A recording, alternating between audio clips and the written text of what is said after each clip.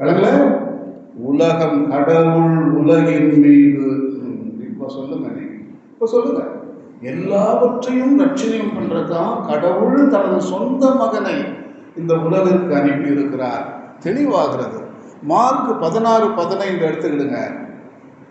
சாட்டை அடி கொடுப்பார். சாட்டை அடி. உலகமெல்லாம் சென்று படைப்பிற்கெல்லாம் நற்செய்தியை அறிவியுங்கள். படைப்பு என்று சொல்கின்றது மனிதனும் அதில் ஒரு அங்கமாகிறான். இப்போ உலகம் என்று சொல்வது அதுவும் மனுஷன் உள்ள வந்துடுறான். ஸ்பெஷலா சொல்லல, எல்லாமே அதுக்குள்ள இருக்கு. படைப்புக்கெல்லாம் நற்செய்தியை அறிவியுங்கள். இயேசுநாதர் இதுதாங்க உண்மை. இன்றைக்கு நம்ம 2000 வருஷம் கூட அந்த வார்த்தைகளை தெளிவாக நம்ம புரிஞ்சுக்கல. எக்கலாஜிக்கல் எஜுகேஷன் இல்லாததுனால நம்ம இவ்வளவு கேவலமான ஒரு நிலவரத்தில் இல்லை. சுற்றுச்சூழல் மாசு, பருவநிலை மாற்றம், இப்பேற்பட்ட ஒரு கேவலத்திற்கு தள்ளப்பட்டு இருக்கிறோம்.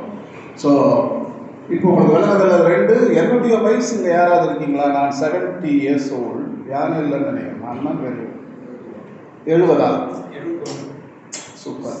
2 வேற யார் 70+? 3 பேர் இருக்கோம். பாருங்க, நாங்கள் சின்ன வயசுல லூக்கா எழுதிய 2ஆம் அதிகாரம், ஐ திங்க் 11-12 வசனம், ஐ நாட் ஷுவர்.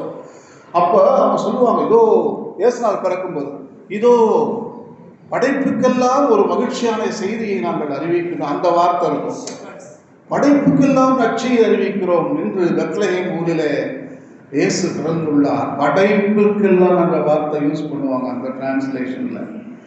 கடைசியில் என்னாச்சு? ஒரு 10 வருஷம் கழிச்சு, மனிதனுக்கெல்லாம் நற்செய்தியை அறிவிக்கிறோம்.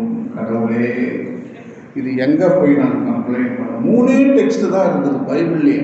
அதுல ஒருத்தர் திருடி விட்டாங்க. ஒன்று இப்போ இருக்கு, கடவுள் உலகின் மீது கொண்ட அன்பினால். அது ஒன்று தான் இருக்கு சென்டர்ல.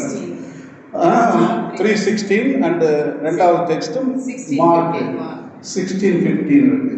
இது 2 தான் இன்னைக்கு நம்மளை காப்பாற்றணும் இந்த ஆர்கியூ பண்ணோம்னா. ஆனால் அதை சொதப்பிட்டாங்க. ஆண்டிற்கெல்லாம் நற்செய்தி அறிவிக்கிறோம் கிடையாது. ஏங்க 73 வயசு அந்த கூட பிறந்தவர்களே, ஒத்துக்கிறீங்களா? நீங்கள் கேட்டிருக்கீங்களா அந்த வசனத்தை? ஏதோ அந்த சாமியார்களே சொல்லுவாங்க அந்த பிரசங்கத்தில், இன்றைய தினம் நற்செய்தி, படைப்புக்கெல்லாம் நல்ல செய்தியை அறிவித்தார்கள் அந்த சமணசானவர்கள். பெத்லகேமிலே இயேசுநாதர் பிறந்திருக்கிறார் என்று சொல்லி அந்த தாடியை எடுத்து பேசுவாங்க அந்த காலத்தில். அப்பேற்பட்ட ஒரு மெசேஜ் கொடுத்தாங்க.